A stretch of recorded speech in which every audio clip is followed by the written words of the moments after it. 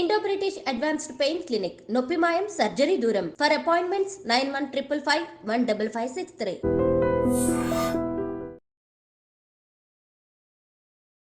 సమాజంలో చాలా పెద్ద సమస్య కోర్టులో ఫ్యామిలీ కేసులు పెరిగిపోవడానికి విడాకుల కేసులు పెరిగిపోవడానికి కారణమైన అతిపెద్ద సమస్య.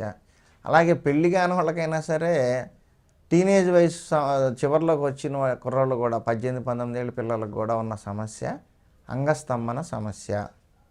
ఇది సమాజంలో ఎంత ఉందంటే ప్రతి ఇంట్లో దేవుడి పటం ఉంటుందో లేదు కానీ కనీసం ఇద్దరికన్నా ఆ సమస్య ఉంటుంది, నలుగురు ఉంటే. అందులో మిగతా వాళ్ళు చెప్పుకోకపోవచ్చు కానీ చాలామందికి ఇది పూర్వం రోజుల్లో ఎలా ఉండేదంటే 40-45 ఏళ్ళు దాటితే కొంచెం వాళ్ళకి ఈ సెక్స్ కోరికలు కానీ అంగస్తంభన కానీ ఉండేది కాదు. కానీ ఇప్పుడు అలా కాదు, 18 ఏళ్ళు 20 ఏళ్ళ పిల్లలకు కూడా ఆ సమస్య కనిపిస్తుంది. మా దగ్గర చాలామంది అట్లా ఫోన్లు చేస్తున్నారు, వస్తున్నారు, మెడిసిన్ స్టార్ట్ చేసాం. అయితే ఈ వయసు వాళ్ళకి అసలు రావాల్సిన అవసరం ఏంటి, ఎందుకు వస్తుంది? ఫస్ట్ థింగ్ ఏంటంటే లైఫ్ స్టైల్ డిజార్డర్. ఏవి పడితే అవి తింటాం, ఒంటికి పనికిరాని, ఒంటికి ఏమాత్రం బలం ఇవ్వని జంక్ ఫుడ్స్ తింటాం. ఇవాళ అంతా చూడండి, గల్లీకి బిర్యానీ పాయింట్లు ఉంటాయి. బిర్యానీ తింటాం తప్పు కాదు, మంచిదే, అది ఒక రకంగా ఆరోగ్యానికి మంచిదే. కానీ ఒక లిమిట్ ఉండాలి దేనికైనా. ఆయిల్ వెళ్తుంది కదా, దాంతోపాటు అది ఎంత ఎఫెక్ట్ చేస్తుంది. కారం వెళ్తుంది, ఉప్పు వెళ్తుంది, పైగా బయట వేసే సాల్ట్ అజినోమోటో వేస్తారు, మోనోసోడియం గ్లూటనేట్ MSG. ఇది హార్మోన్స్ని అప్ అండ్ డౌన్ చేసేస్తుంది. అలాగే శరీరంలో చాలా సైడ్ ఎఫెక్ట్స్ వస్తున్నాయి. ఈవెన్ క్యాన్సర్లో కూడా అదే కారణం అవుతుందని ఈ మధ్య చెప్తున్నారు. కాబట్టి ఇలాంటి కెమికల్స్ కలిసిన ఫుడ్స్ బయట ఎక్కువగా తినటం వల్ల తిండి ఒంటికి పట్టదు. తింటారు, కడుపు నిండుతుంది, నేలకి రుచిగా ఉంటుంది, అది ఒంటికి ఏ విధమైన ఎనర్జీని ఇవ్వదు. అందుకనే వీటిని జంక్ అంటే చెత్త అని అంటారు. కాబట్టి అసలు ఈ సమస్యలు ఎందుకు వస్తున్నాయి అంటే ఫస్ట్ ప్లేస్లో పెట్టాల్సింది ఫుడ్ అనే కూడా కాదు, పోర్న్ సైట్లు చూడటం, హస్తప్రయోగం చేయటం. ప్రతి వాళ్ళు పెద్ద వయసు వాళ్ళు కూడా సింగిల్ అయిపోయిన వాళ్ళు, లేకపోతే భార్య దూరంగా ఉన్నవాళ్ళు, లేకపోతే భార్య దగ్గర ఫుల్ పర్ఫార్మెన్స్ చేసే బలం లేని వాళ్ళు కూడా ఏదో ఆ సాటిస్ఫాక్షన్ పొందుతున్నారు హస్తప్రయోగం చేసుకొని. మాకు 18 ఏళ్ళ నుంచి 60 ఏళ్ళు 70 ఏళ్ళు కూడా ఇట్లా సమస్య చెప్తున్నారు. ఎందుకు వస్తుంది ఈ సమస్య అంటే హస్తప్రయోగం చేయటం అనేది చాలా ఇబ్బందికరమైన పరిస్థితి తెస్తుంది. అంగము మెత్తగా ఉండే లిప్స్ అంటే ఈ వజినా లిప్స్లో మెత్తగా స్మూత్గా ఆడాల్సిన ఒక పిస్టన్ లాంటిది.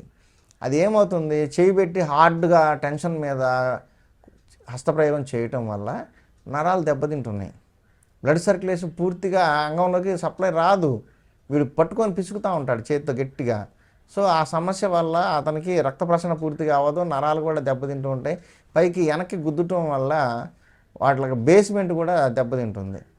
ఆ బేస్మెంట్ కూడా వీక్ అవ్వడం వల్ల ఏం సమస్య వస్తుంది, అంగం స్తంభించదు, రక్త సరఫరా సరిగా ఉండదు ఫస్ట్ థింగ్. రెండోది స్తంభించి నిలబడటానికి కావాల్సినంత బలం వాళ్ళ యొక్క బేస్మెంట్లో ఉండదు. ఇవన్నీ ఎందుకు తెచ్చుకుంటున్నారు? పోర్న్ సైట్లు చూడటం. ఇవాళ ప్రతి ఒక్కళ్ళ చేతిలో స్మార్ట్ ఫోన్ ఉంది. ఎక్కడ పడితే అక్కడ ఓపెన్ చేసుకోవడం, చూడటము, బాత్రూమ్కి వెళ్ళటం, లేకపోతే ఇంకా ఇట్లాంటి పనులు చేస్తున్నారు. అసలు దేనికి వాడాలి? మనం వాడాల్సింది అది అంగాన్ని యూరిన్ పోసుకోవడానికి, లేదా భార్య కానీ ఏదో అమ్మాయి దగ్గర మాత్రమే వాడాలి. అంతేగాని చేతితో కొట్టుకోకూడదు. దానివల్ల చాలా సమస్యలు ఉన్నాయి. అందువల్ల ఆ సమస్య ఫస్ట్ పోవాలంటే పోర్న్ సైట్లు చూడటం మానేయండి వెంటనే. దాంతోపాటు హస్తప్రయోగం చేయటం మానేయండి. యూరిన్ వెళ్ళాల్సి వచ్చినప్పుడు తప్ప దాన్ని అంటుకోమాకండి. ఇలాంటి అలవాటు చేసుకుంటే చాలా వరకు మీకు ఈ వీక్నెస్ అనేది కంట్రోల్లో అయ్యేదానికి ఛాన్స్ ఉంది. దీంతోపాటు మీరు తీసుకునే ఫుడ్, ఆహారంలో, డైట్లో మంచి ఆకుకూరలు, కూరగాయలు, ఇట్లా న్యాచురల్ ఫుడ్స్ ఉండే విధంగా చూసుకోవాలి. అవి న్యాచురల్ ఫుడ్స్ అంటే ఏం చేస్తాయి, మనకు మంచి ఎనర్జీ ఇస్తాయి కాబట్టి నరాలు యాక్టివ్గా ఉంటాయి. మంచి బ్లడ్ ఉందంటే బ్లడ్ సర్క్యులేషన్ వల్ల ఆటోమేటిక్గా నర్వస్ సిస్టంలోకి న్యూట్రిషన్ వెళ్తుంది. ఆ న్యూట్రిషన్ ఉండటం వల్ల నరాల వ్యవస్థ అనేది చాలా బాగా పనిచేస్తుంది. ఈ నర్వస్ సిస్టమ్ కరెక్ట్గా పనిచేయాలి అంటే మనం నోట్లో వేసే ఆహారం ఏదైతే ఉందో అది న్యూట్రిషన్స్ బాగా ఉండాలి. Fruits, dry fruits, milk, curd, అలాగే ఘీ, నెయ్యి, ఇలాంటి ఆహార పదార్థాలు తీసుకోండి, నర్వస్ సిస్టమ్ బాగుంటుంది. అలాగే కూరగాయలు మంచిగా తీసుకోండి, ఆకుకూరలు, కూరగాయలు, కాస్త బ్లడ్ బాగా ఇంప్రూవ్ అవ్వాలి. ఇలాంటి బత్తాయి జ్యూస్ తాగొచ్చు, చెరుకు రసం తాగొచ్చు, కూల్ డ్రింక్స్ తాగొద్దు, వాటిలో ఏమీ ఉండదు, అవి కార్బోహైడ్రేటెడ్ సోడాస్ అవి. సో అవి తీసుకోమోకండి, మంచి ఫుడ్ తీసుకోండి, మీకు ఖచ్చితంగా మీ సమస్యకు పరిష్కారం దొరుకుతుంది. అయితే ఆల్రెడీ డ్యామేజ్ అయిపోయి ఉంది కాబట్టి ఒక్కసారి మాత్రం ట్రీట్మెంట్ కోర్స్ చేయాలి. ఆ కోర్స్ చేస్తే మీకు తర్వాత మీరు దాన్ని కాపాడుకుంటూ ఉండొచ్చు. సో ఆ కోర్సు చేయాలనుకున్న వాళ్ళు మమ్మల్ని సంప్రదించవచ్చు, మీకు పూర్తి స్థాయిలో రిజల్ట్ ఇస్తాము. ఎంతో వేల మందికి చేసాము మేము, పిల్లలు కూడా పుట్టిన వాళ్ళు ఉన్నారు, లేని వాళ్ళు కూడా. కాబట్టి ఆ సమస్య తగ్గిస్తాం. ఫస్ట్ మీరు ఏం చేయాలంటే ఈ న్యూట్రిషన్ విషయంలో జాగ్రత్త తీసుకోండి. అలాగే పోర్న్ సైట్లు చూడటము, హెచ్పి హస్తప్రయోగం కొట్టడం లాంటివన్నీ మానేయండి, మీకు మంచి రిజల్ట్స్ వస్తాయి. డైట్ విషయంకి వస్తే ఈ హస్తప్రయోగం చేసుకునే కానీ లేదా అంగస్తంభన సమస్య ఉన్న వాళ్ళకి డైట్ అనేది చాలా మంచిగా ఉండాలి. న్యాచురల్ ఫుడ్లు ఎక్కువగా తీసుకోండి. దాంతోపాటు పాలు ఎక్కువగా వాడుకోండి, మంచి పాలు తీసుకొని వాడుకోండి, మీకు సమస్యలు తగ్గుతుంది. దీంతో పాటుగా మీరు ఎక్సర్సైజ్ అనేది కూడా ఒకటి తీసుకోవాలి. అది వాకింగ్ కావచ్చు, స్కిప్పింగ్ కావచ్చు, ఇంకోటి కావచ్చు, ఏదైనా కానీ మీరు శరీరానికి పని పెట్టాలి. 1 గంట చెమటలు పట్టే విధంగా ఎక్సర్సైజ్ చేస్తే శరీరంలో ఉన్న బలహీనత, ఆ నరాల బలహీనత అనేది తగ్గుతుంది.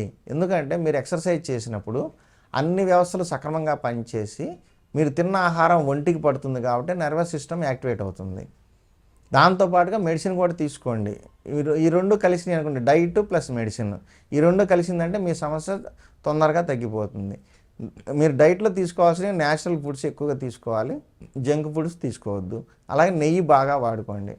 పోతే వీళ్ళకి వచ్చే సమస్యల్లో ఇంకొక సమస్య ఏంటంటే అంగస్తంభంతో పాటు ప్రిమేచ్యూర్ ఎజాక్యులేషన్, అంటే శీఘ్రస్ఖలనం.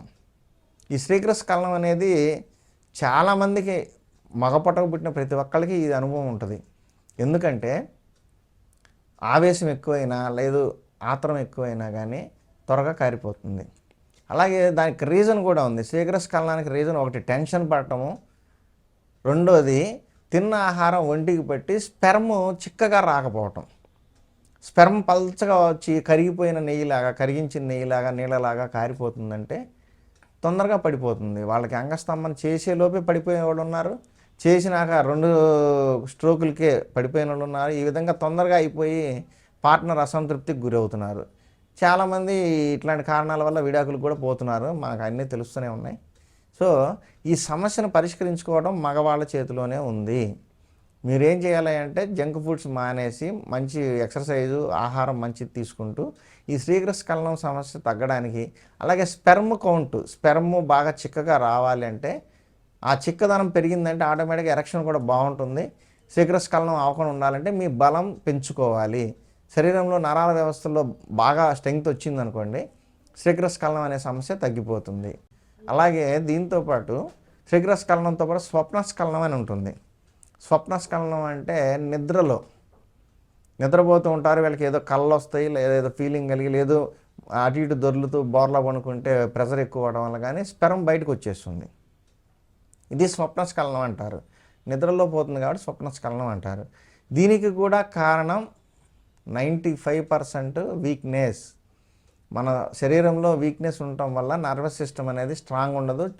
అలాగే స్పెర్మ్ అనేది చిక్కగా ఉండదు. చిక్కగా ఉంటే ఇట్లా లీక్ అయిపోవడం అనేది జరగదు. కాబట్టి స్వప్నస్ఖలనం సమస్య ఉన్నవాళ్ళు కూడా మంచి మూలికలు ఉన్నాయి ఆయుర్వేదంలో, అవి వాడుకుంటే మీకు పనికొస్తుంది.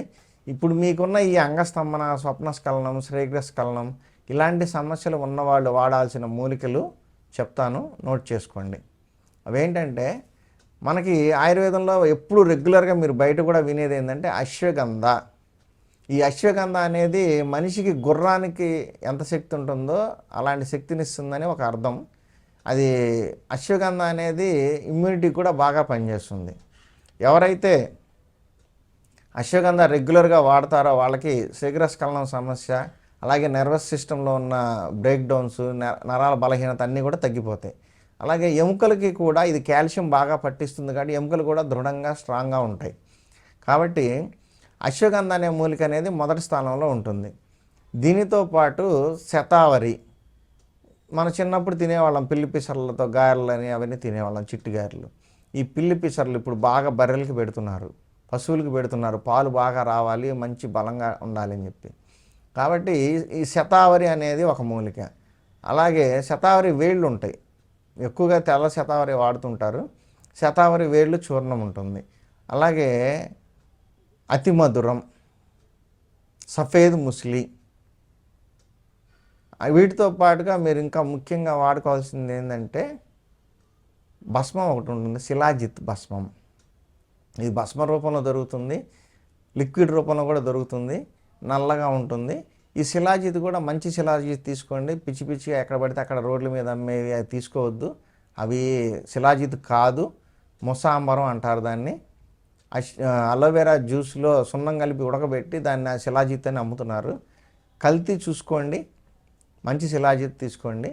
ఈ మూలికలన్నీ సమానంగా తీసుకొని అవన్నీ ఎంత ఉన్నాయో దాంట్లో 10% శిలాజిత్ అనేదాన్ని కలుపుకొని బాగా గ్రైండ్ చేసుకొని ఉదయం సాయంత్రం ఒక హాఫ్ స్పూన్ మాత్రమే ఉదయం తిన్నాక రాత్రి తిన్నాక వేసుకొని నీళ్ళతో గోరువెచ్చటి పాలు తాగండి. మీకున్న ఈ శ్రీకరస్ఖలనము, స్వప్నస్ఖలనము, అంగస్తంభన సమస్యలు, అలాగే టైమింగ్ ప్రాబ్లం, చాలామంది ఎక్కువసేపు చేయలేరు. టైమింగ్ కూడా చాలా పెద్ద సమస్య. ఎందుకంటే వాళ్ళకి త్వరగా కారిపోవడం ఒక సమస్య, అంటే శ్రీకరస్ఖలనం. రెండోది వీళ్ళకి యాంగ్జైటీ అయిపోయి డ్రాప్ అయిపోయిన తర్వాత, ఒకసారి లీకేజ్ అయిపోయిన తర్వాత రెండోసారి రెడీ అవ్వలేరు వీళ్ళకి ఉన్న కారణం ఏంటంటే వీక్నెస్. సెకండ్ టైం రౌండ్ మళ్ళీ రెండో రౌండ్కి రెడీ అవ్వాలంటే వీళ్ళ వల్ల కావట్లేదు. ఇప్పుడున్న సమస్యల్లా ఇదే ప్రాబ్లం. అందుకని నేను చెప్పిన జాగ్రత్తలు తీసుకొని నేను చెప్పిన మూలికలు వాడుకోండి. అలాగే డైట్ కూడా మంచిగా తీసుకోండి. టెన్షన్ లేకుండా ప్రశాంతంగా 10 గంటలకల్లా పడుకోండి. 2 దాకా 1 గంట దాకా ఫోన్లు, యూట్యూబ్లు, ఫేస్బుక్లు చూసుకుంటా కూర్చుంటే నిద్ర లేకపోవడం అనేది కూడా చాలా పెద్ద సమస్య. నిద్ర లేని వాళ్ళకి అంగస్తంభన సమస్యలు వస్తాయి. కాబట్టి నిద్ర మానుకోండి, నిద్ర కూడా బాగా ఉండేటట్టుగా చూసుకోండి.